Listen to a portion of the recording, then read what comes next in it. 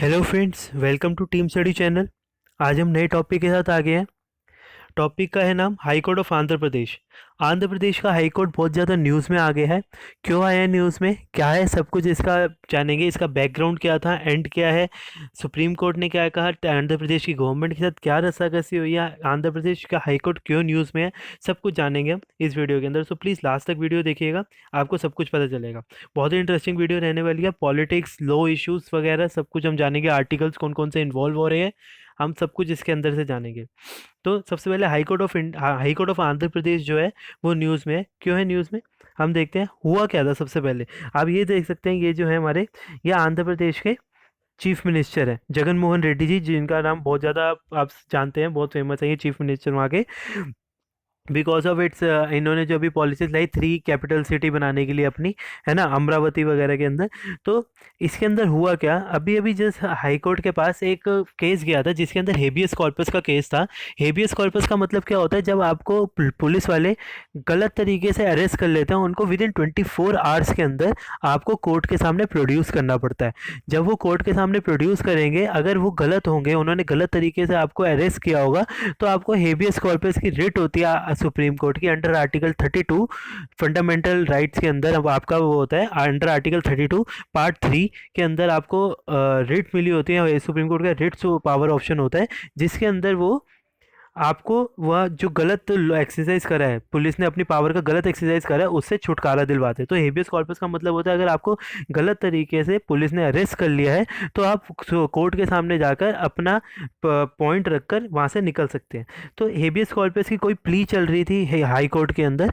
उसके अंदर ही high court ने बोला कि हमको, उन्होंने सू मोटो एक्शन ले लिया। सू मोटो का मतलब होता है कि अपने आप, बिना किसी के कहने पे, बिना पिटीशन फाइल करे। तो सू मोटो होता है अपने आप। अपने आप ही उन्होंने डिसीजन ले लिया कि ये जो आंध्र प्रदेश की गवर्नमेंट है वो सही तरीके से नहीं चल रही, कॉन्स्टिट्यूशनल ब्रेकडाउन हो गया है, इसलिए हम यहाँ पे गवर्नर का रूल लगा रहे हैं। ऑल्दो यहाँ पे जो हमने पढ़ा है यहाँ पे, इसी हाई कोर्ट वगैरह, जुडिशरी कभी भी इस चीज़ में मैटर नहीं इंटरफेयर नहीं कर सकती, because of separation of power. Separation of power आप जानते हैं, सेपरेशन ऑफ पावर का मतलब क्या होता है, जुडिशरी अपने काम से मतलब रखेगी, लेजिस्लेचर अपने काम से मतलब रखेगी, और एग्जीक्यूटिव अपने काम से मतलब रखेगी। ये मैटर किसका था, एग्जीक्यूटिव का। बट इसके अंदर इंटरफेयर कौन रहा है, जुडिशरी। तो इसलिए इसको जुडिशली एक्टिविज्म भी कहा जा रहा है, और बहुत ज़्यादा रॉन्ग इंप्रेशन पड़ रहा है हाई कोर्ट के ऊपर जुडिशरी के।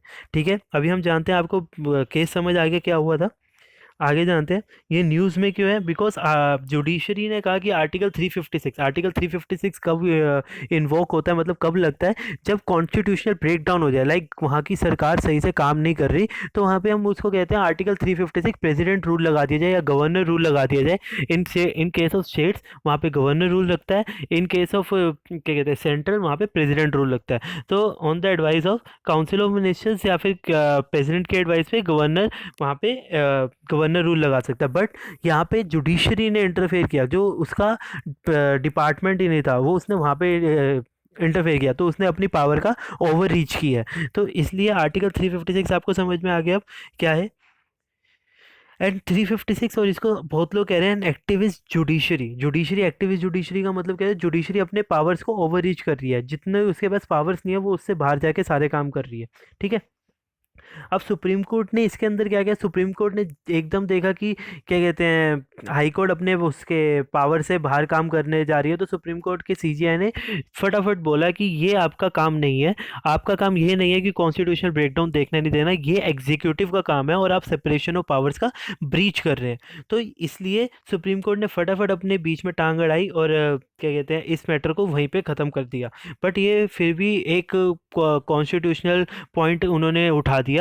आर्टिकल 356 फिर हमारे पास बहुत ज़्यादा डिबेट में आने लगा, उसके बारे में बात होने लगी, वो कैसे आया। आप जानते हैं गवर्नमेंट ऑफ इंडिया एक्ट 1935 के अंदर, गवर्नमेंट ऑफ इंडिया 1935 के अंदर जो होता है हमारा, 1935 जो था उसके अंदर आर्टिकल 9 था। उसके अंदर भी उस टाइम पे भी फ्रीडम फाइटर्स ने ब्रिटिश गवर्नमेंट से वो आर्टिकल हटा दिया था, बट स्टिल वो आर्टिकल हमारे को आर्टिकल 356 के अकॉर्डिंग में हमारे पास इन कॉन्स्टिट्यूशन में है, बट बाकी सारी डेवलपिंग और डेवलप कंट्रीज के अंदर से ये आर्टिकल, ऐसा कोई आर्टिकल नहीं है। पर और ये भी कहा गया था भीमराव अंबेडकर के जी के द्वारा, ये एक जस्ट डेड लेटर की तरह रहेगा, मतलब इसको कभी यूज़ नहीं होगा। बट हमने इतना फ्रीक्वेंट यूज़ होते हुए इसका देखा है, लाइक जैसे जम्मू एंड कश्मीर के केस में देख लीजिए, इंदिरा गांधी जी के टाइम पे देख लीजिए, 1972 से 1977 तक में। अभी जस्ट जम्मू कश्मीर का लास्ट 1 ईयर से जो हुआ था केस, वहाँ पे गवर्नर रूल लगा हुआ था प्रॉपर तरीके से। तो ये इतना फ्रीक्वेंट यूज़ हो रहा है, लाइक जैसे जब बीजेपी की पावर, बीजेपी आती है इन सेंट्रल में पावर में, तो वो जहाँ जहाँ पे भी उसकी पार्टीज नहीं होती, तो वहाँ पे वो गवर्नर रूल लगाने का ट्राई करती रहती है। Same with other other other parties, like Congress अगर सेंटर में आती है तो वो भी यही काम करती है, ऐसे बीजेपी आती है तो वो भी यही काम करती है। ये स्पेशली पॉलिटिक्स के बेनिफिट के लिए करा जा रहा है, और आर्टिकल का इतना यूज़ हो गया है, जो कहा जाता है कि भीमराव अंबेडकर जी की ये गलती है। बहुत लोग कहते हैं कि भीमराव अंबेडकर जी की ये गलती थी, जो उन्होंने ये सोचा कि ये एक डेड लेटर की तरह पड़ा रहेगा, और ये उनकी एक सबसे बड़ी मिस्टेक है। बिकॉज आप इलेक्टेड गवर्नमेंट को डिनाई कर रहे हैं कि वो अपना पावर एक्सरसाइज ना कर पाए, ठीक है। तो ये था प्रॉपर केस में सब कुछ था। Thank you so much. आपको वीडियो अच्छी लगी हो तो प्लीज़ लाइक करें, सब्सक्राइब करें और कमेंट करें।